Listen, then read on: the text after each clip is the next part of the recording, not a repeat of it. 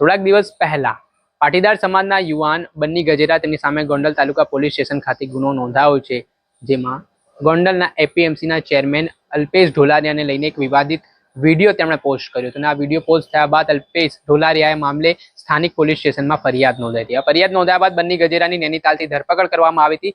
ત્યારબાદ તેમની પૂછપરછમાં પિયુષ રાદડિયા નામના યુવાનનું નામ પણ ખુલ્યું હતું, જેમાં પિયુષ રાદડિયા ઉપર આરોપ છે કે તેઓ બન્ની ગજેરાને આ પ્રકારના વિડીયો બનાવવા માટે વસ્તુઓ પ્રોવાઈડ કરતા હતા અને આ જ બાબતના સંદર્ભમાં પિયુષ રાદડિયા સામે પણ ગુનો નોંધાયો હતો.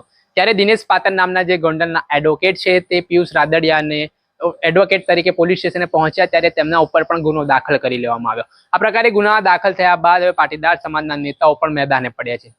આ મામલે આજે પાટીદાર સમાજના યુવા નેતા જિગીર પટેલ છે તે રાજકોટ સિવિલ હોસ્પિટલ પહોંચ્યા છે, જ્યાં પિયુષ રાદડિયા અને દિનેશ પાતર સારવાર લઈ રહ્યા છે. તેમની મુલાકાત કરી છે. ત્યારબાદ તેમણે પત્રકારો સાથે પણ વાતચીત કરી છે, જેમાં જે ગોંડલમાં ઉપરા છાપરી ગુનાઓ પોલીસ દ્વારા નોંધવામાં આવી રહ્યા છે, તેમના સમર્થકોને હેરાન કરવામાં આવી રહ્યા છે, તેને લઈને તેમણે પ્રતિક્રિયા આપી છે. એટલું જ નહીં, અમિત ખૂટ કેસ મામલાને લઈને પણ જિગીર પટેલે પોતાનું મૌન તોડતા શું વાત કહી છે તે સાંભળી લો.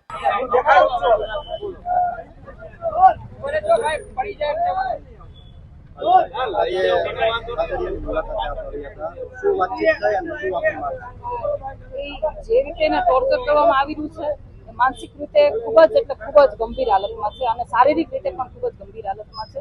અમે એની ખબર કાઢવા એટલા માટે જ આવ્યા છીએ કે ખોટી રીતે જે કહેવાય ને કે આપણા બંધારણીય જે હક છે એ પણ એને ફોલો કરવા દેવામાં નથી આવ્યા. એટલે ક્યાંક ને ક્યાંક લોકોના હકને પણ દબાવવામાં આવી રહ્યું છે અને એના માટે પોલીસ તંત્ર અત્યારે સમર્થન કરી રહ્યું છે ગુનેગારોને.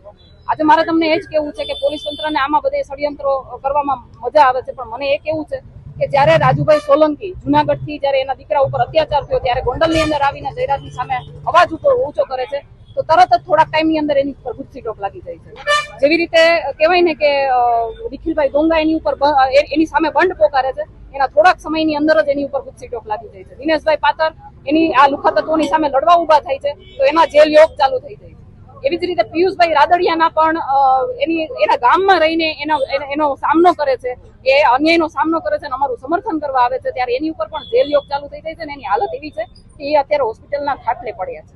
બરાબર, તો એમાં પોલીસને ક્યાંય ષડયંત્ર નથી લાગતું. શું કામ? કારણ કે પોલીસ પોતે ષડયંત્રમાં સામેલ થઈ રહી છે અને ચોક્કસપણે લાગી રહ્યું છે, કારણ કે જે રીતે એમના બંધારણીય હક છીનવી લેવામાં આવ્યા છે, નથી એને નોટિસ આપવામાં આવી, જ્યારે એની ખરાબ કન્ડિશન હતી ત્યારે નથી એને હોસ્પિટલમાં લઈ જવામાં આવ્યા, નથી એને પરિવાર સાથે વાતચીત કરવા દેવામાં આવ્યા અને પૂછપરછના બાને જ્યારે પોલીસ તંત્ર એને બોલાવે છે તરત ને તરત ત્યાં એને બેસાડી દે છે.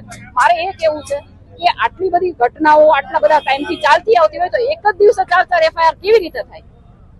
આ બધી એક મોનોપોલી છે કે જે પહેલેથી ચાલતી આવે છે કે આની સામે કોઈ પણ ઊભું થાય, જયરાજ કે ગોંડલ ગણેશની સામે કોઈ પણ ઊભું થાય એને ખોટા કેસમાં ફસાવી એક મોડેસ ઓપરેન્ડી ચલાવવામાં આવી રહી છે અને એ પ્રમાણે પોલીસ તંત્ર પણ એની કામગીરી કરી રહી છે. અમિત ખૂટ આત્મહત્યા મામલે મારું એટલું જ કેવું છે કે અમિતભાઈ ખૂટ 2 દિવસ ક્યાં હતા? એ ફરાર હતા. જયારે એની ઉપર રેપનો કેસ થયો ત્યારે એ ફરાર હતા. ત્યારે 2 દિવસ કોની સાથે હતા, એને કોની સાથે વાતચીત કરી છે, કોને મળ્યા છે? અને બીજું મારે એ પણ કેવું છે કે મને એ શંકાસ્પદ લાગે છે કે જે અમિતભાઈ ખૂટ રીબડાની અંદરથી ભાગતા ફરતા હતા, જે પોલીસ તંત્રથી ભાગતા ફરતા હતા, જે ગામની અંદર પોલીસ તંત્ર એને ગોતતું હતું, એ જ ગામની અંદર આવીને કોઈ આત્મહત્યા કરે, એને પકડાઈ જવાની બીક ના હોય તો આ એક શંકાસ્પદ કેસ લાગી રહ્યો છે. એટલે આમાં પરિવારને CBI ની માંગણી કરવી જોઈએ અને એ પરિવાર સાથે અમે તનમન ધનથી ઉભા છીએ. તમારે કોઈ પણ જાતની અમે પહેલેથી કીધું છે કે અમે એમની સાથે ઉભા છીએ અને મારે હજી રાજકોટની અંદર કાલની તારીખનું અહીંયા કામ છે, એ બતાવીને પછી હું અહીંયાથી આગળ જઈશ. અમિત ખૂટ માટે અમે વારે ન્યાયની માંગણી કરી છે અને ન્યાયની માંગણી એ રીતે કરી છે કે ભાઈ રાજકુમાર જાટના કેસની અંદર રાજકુમારનું મૃત્યુ થઈ ગયું છતાં પણ રાજકુમાર જાટની લાશના લોકેશન બતાવતા પોલીસ પિતાને ગુમરાહ કરતા હતા. પરંતુ અમિત ખૂટવાળા કેસમાં જે આરોપીના નામ આવ્યા છે એ આરોપીઓ મીડિયાની સામે આવીને બાઇટ આપે છે, નિવેદનબાજીઓ કરે છે, છતાં પણ એનું લોકેશન એને મળતું નથી. એટલે મને નથી લાગતું કે આ બે એકબીજાના દુશ્મન હોય. આ બે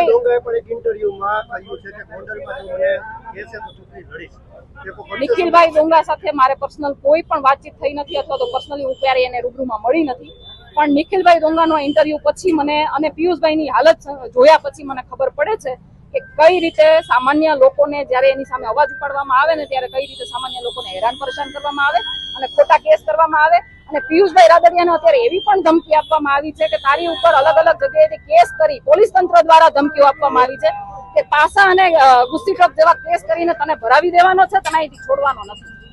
પિયુષ રાદડિયાનો રોલ એ પણ આવ્યો છે કે પૈસા આપતો તો બનીને માટે એની ઉપર FIR પુરાવા જાહેર કરો. કોઈ પણ નિવેદન તો કોઈ પણ આપી શકે, પુરાવા જાહેર કરો. અત્યારે હું પિયુષભાઈ રાદડિયાને મળી ત્યારે મને ખબર પડી કે પિયુષભાઈને જે રીતે પરેશાન કરવામાં આવી રહ્યા છે, એક કેસમાંથી છોડે, બીજા કેસમાં નાખે, જામીન થવા ન દે, 24-24 કલાક બેસાડી રાખે, વકીલ સાથે વાત ન કરવા દે.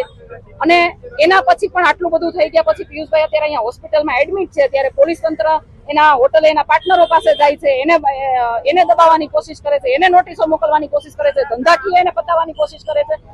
કોના ઈશારે આ બધું થઈ ગયું છે અને શું કામ કરો છો તમે? પાટીદાર વોર અત્યારે છે, પાટીદાર ઉપર એક પછી એક વાર થઈ રહ્યા છે. મોડલધામ પ્રમુખ ક્યાં છે, ઉમિયાધામ પ્રમુખ ક્યાં છે? જો આ છે ને એવી મેટર છે કે સમાજ ઉપર જ્યારે પણ કઈ થાય ને તો આગેવાનોએ પોતાની રીતે સ્વયંભૂ આગળ આવવું જોઈએ. આમાં કોઈને ઇન્વિટેશન આપવા જવાના ના હોય. અને મીડિયાના માધ્યમથી હું દર વખતે કહું છું કે તમે સમાજની આગેવાની લીધી છે તો તમારે સમાજ માટે ઊભું રહેવું જોઈએ, તમારે આગળ આવવું જોઈએ. તમને ઇન્વિટેશન આપીને વારે તમને કાટલા પકડીને બહાર ન કાઢવાના હોય. જો તમે નથી ઉભા રહેતા તો સમાજ સમજી શકે છે તમે શું કરો છો, સમાજના નામે તમે શું રોટલા શેકો છો, એ બધું સમાજ સમજી શકે છે. એટલે જ્યારે જરૂર પડે ને ત્યારે બધા આગેવાનોએ આવવું જોઈએ.